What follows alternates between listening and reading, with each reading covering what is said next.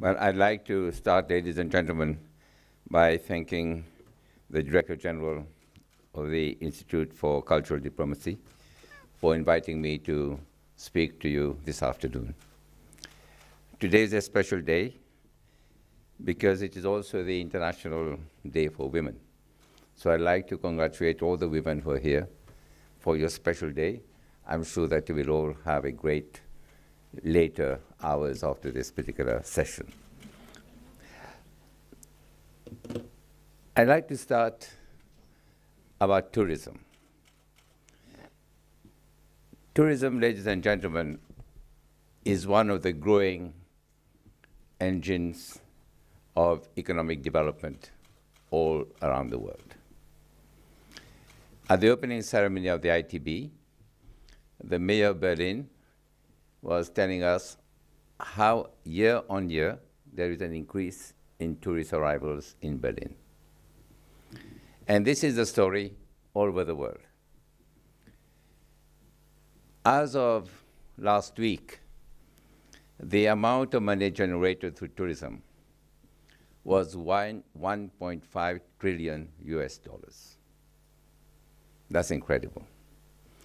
And it is very likely that in the next couple of years, the number of tourists, outbound tourists from countries, will exceed 2 billion. That's amazing. And it is amazing, but it is also very important for the world economy. It is very important for us in Mauritius because we are far removed from major land areas, and we need to have tourists because we, as a small island developing state, we don't have any oil, we don't have any gas, we don't have any minerals, and we depend for our economic welfare on the ingenuity of our people and also on our human capital. Tourism has challenges. I'm not going to speak to you about what tourism brings to the economy of Mauritius, but it is a very important pillar of the economy. It generates a lot of foreign exchange. It creates a lot of employment. But for me today, I'd like to address you on what tourism can do for the world in terms of understanding, in terms of peace and security. When Donald Trump became president of the United States, he started by saying that he has to build a wall. And that was part of his political manifesto. It is his right. But tourism doesn't believe in building walls. Tourism believes in building bridges, creating the environment for people of different cultures and different regions to come together and to know how the other world lives. This is what makes tourism so important. And this is why we speak of sustainable tourism. Sustainability is key for the continued growth of tourism. And when we speak of tourism as being a sustainable activity, we need also to understand that, like all human activities, there is a downside to tourism. And the downside, of course, is the carbon footprint.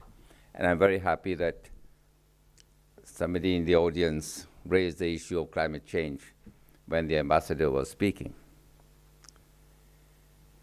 Climate change is a challenge for the whole world.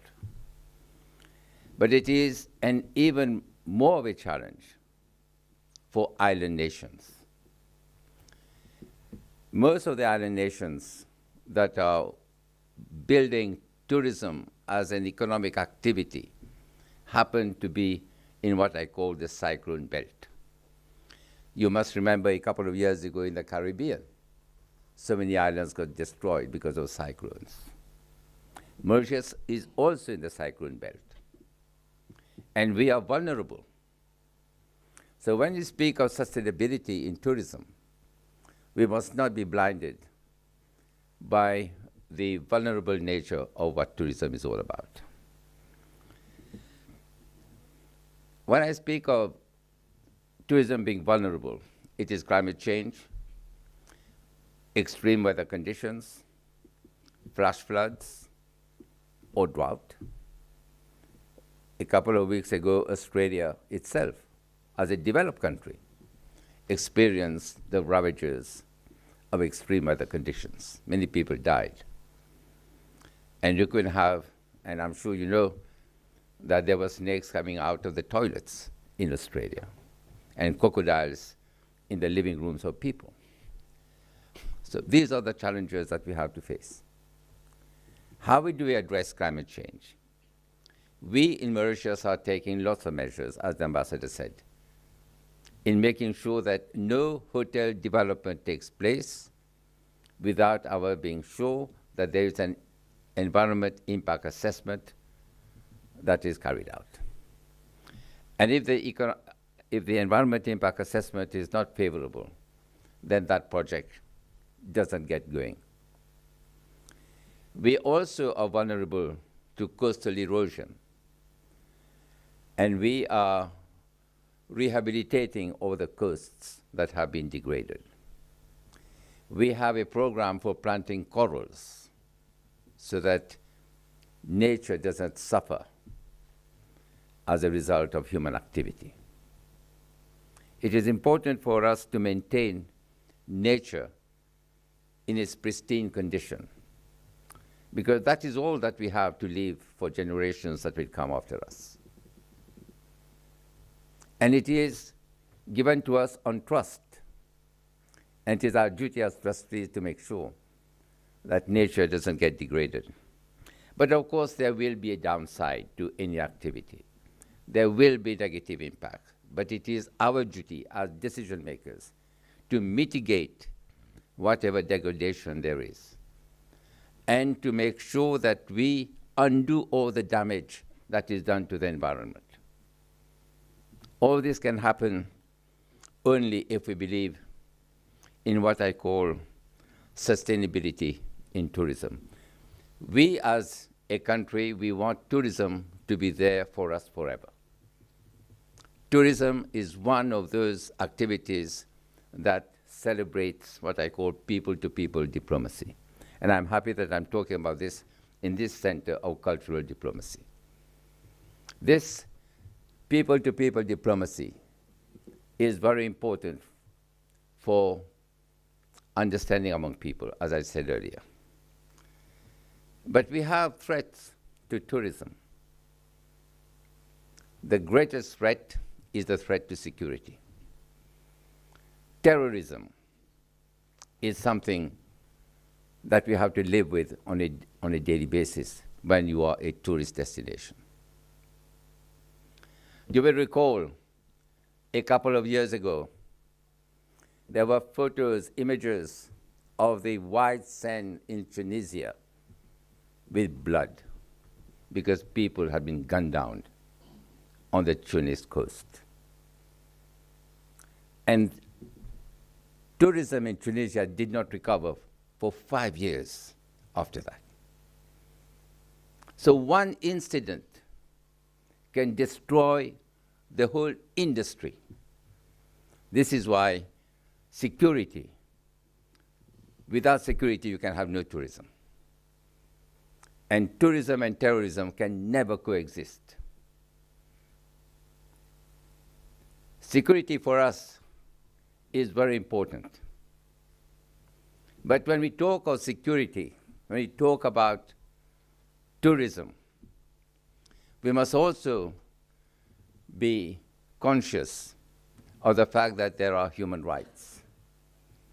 We want tourism not to be in conflict with human rights. So when we are dealing with tourism, we have to create an environment where people are free to travel, because tourism must be for everybody. With the economic growth in the world, with income rising all over the world, people must be able to travel. There are, of course, in China and India, there are two superpowers for tourism. And we believe that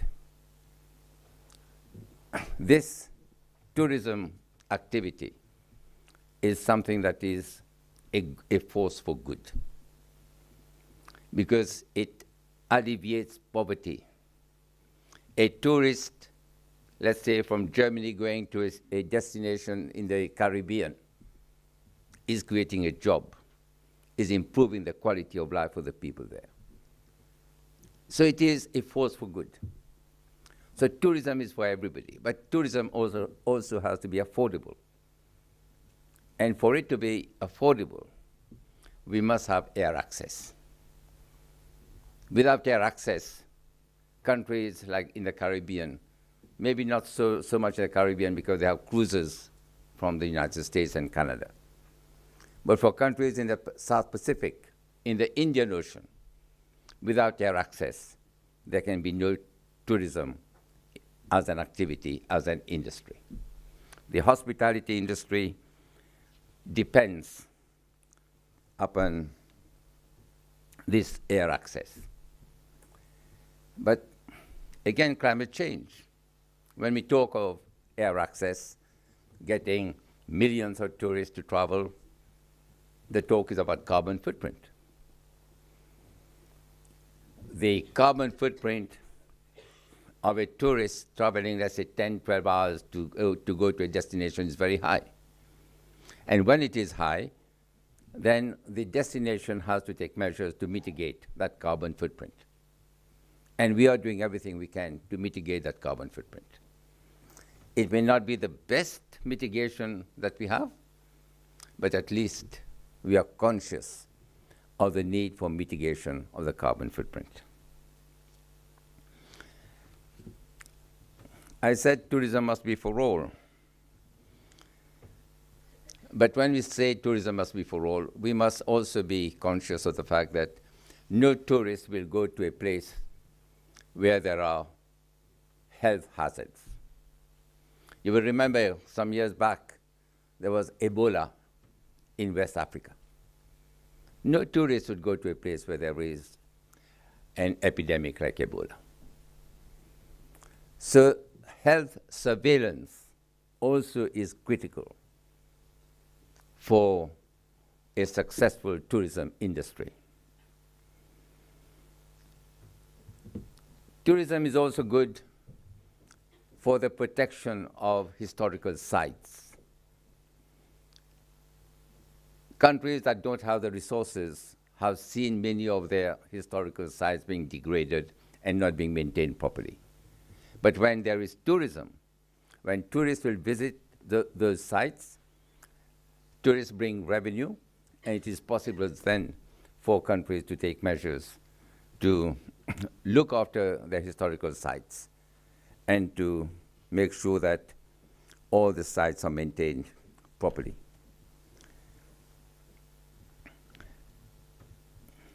Let me say something about tourism. Tourism, I said, is for all. I was in India recently.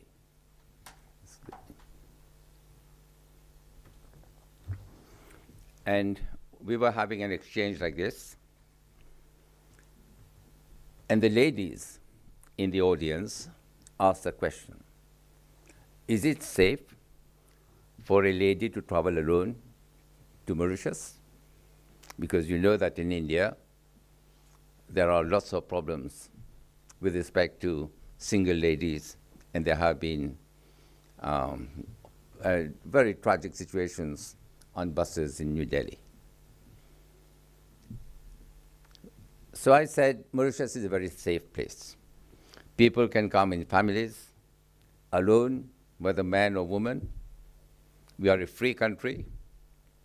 We don't have visa requirements for many countries.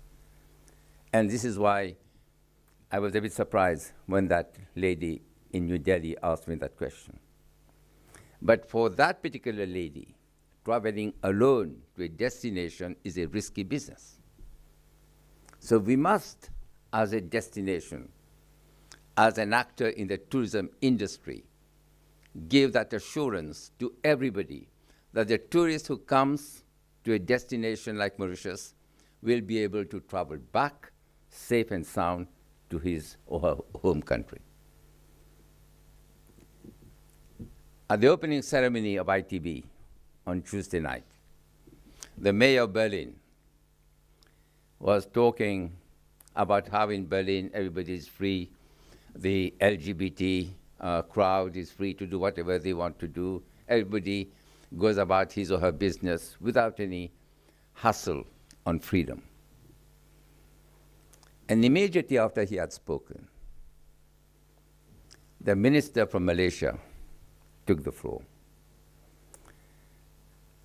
And although he didn't refer to it as the LGBT problem, but it was evident when he said that tourists can come to his country, but there are laws to be observed. So there are restrictions in some countries about, let's say, LGBT. We don't have those restrictions because we believe in people being free and following their natural inclinations and their sexual orientations. That's their personal life. It's not for the state to get into that kind of a situation.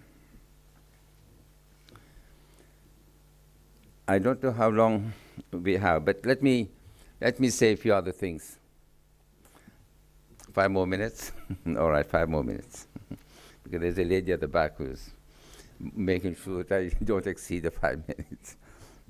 But let me rush through a few other things which I consider important for you to understand the tourism industry. I mentioned challenges, but there are also opportunities. But the other challenge is over-tourism. I'm sure you must have heard of over-tourism. What is the level of tourism that a city like Berlin can accommodate on a year-on-year basis?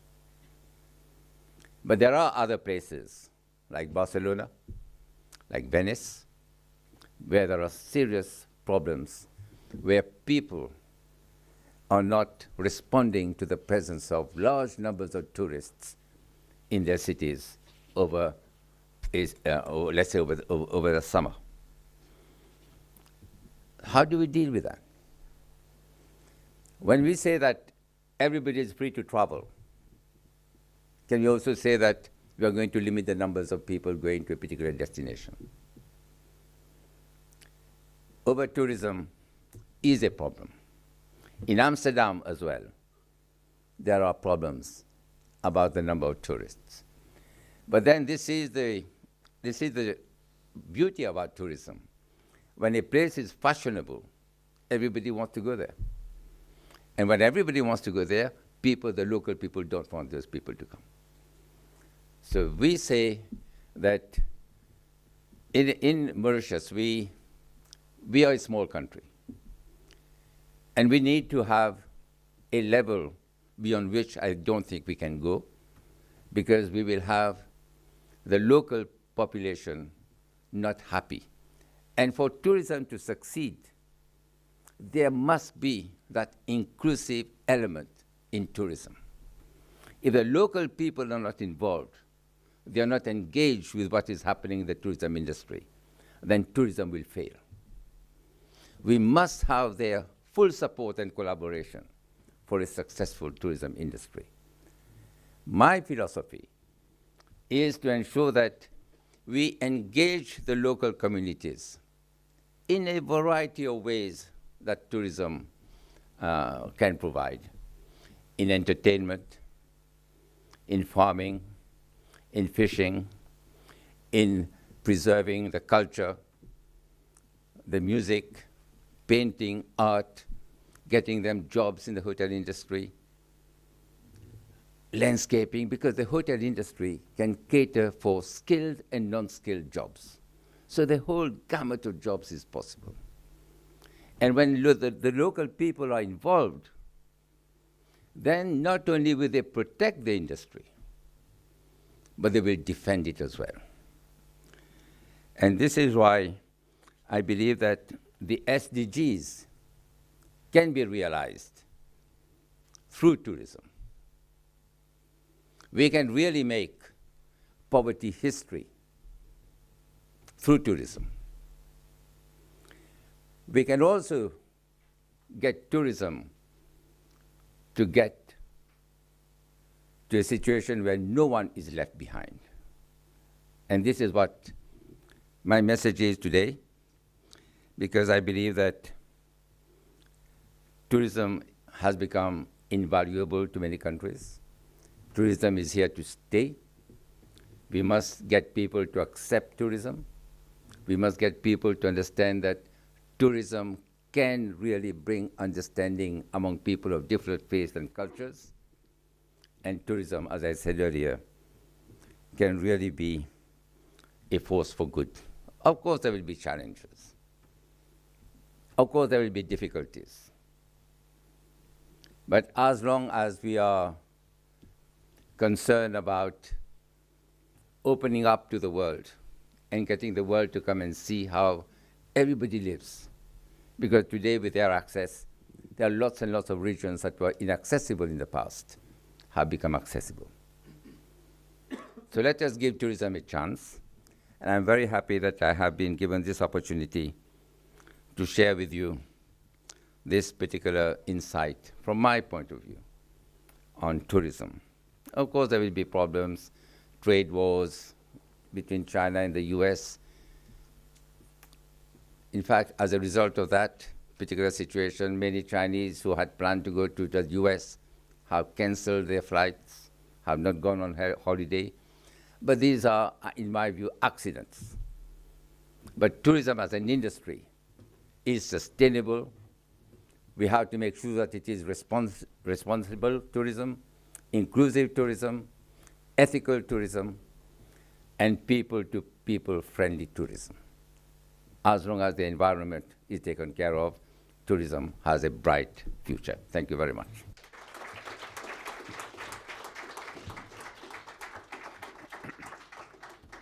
you very much, the Honourable Minister. We would now welcome questions and comments, either for the Minister or the Ambassador.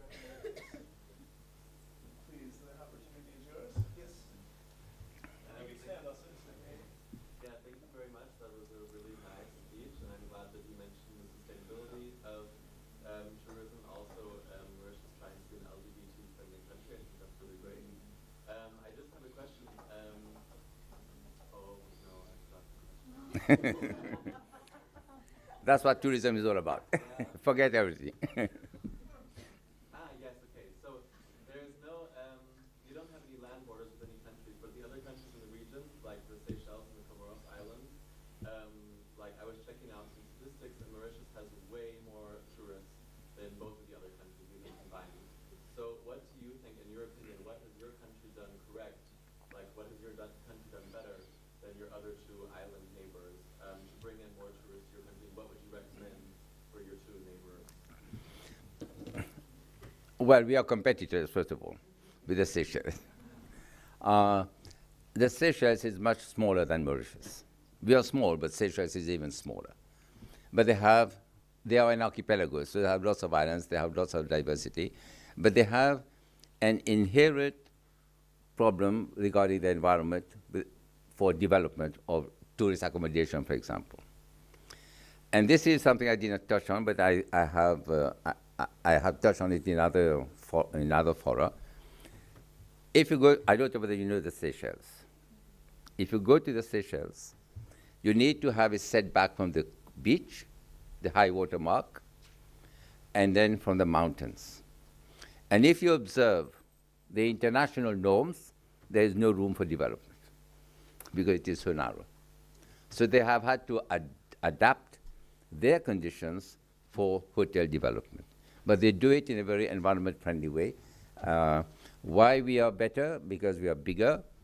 I'm sure we have much better accommodation than they do.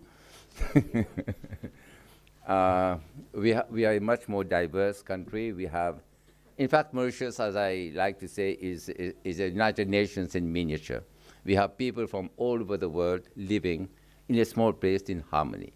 In fact, we are a very example of diversity in terms of religion, cultures, languages. cuisine. So we are. I think you must come and pay us a visit. I'm sure you'll be happy. The Comoros doesn't really have a tourism industry. They are trying to build one, but it's going to take a long time because it costs money to build a luxury resort. It costs a lot of money. Investors will not go into a country unless they have security, unless they have the assurance that the ecosystem for governance is there for them to be able to bring tourists, visas, everything. Everything is a package. And I think we have been able to do it better than the Seychelles. We have also a national carrier, which is doing relatively well. But our major challenge, which we didn't mention, is the Maldives. They came to learn from us, tourism, and they're much better. But you like sharing. Tourism is about sharing. Okay, I think my time is up. Thank you.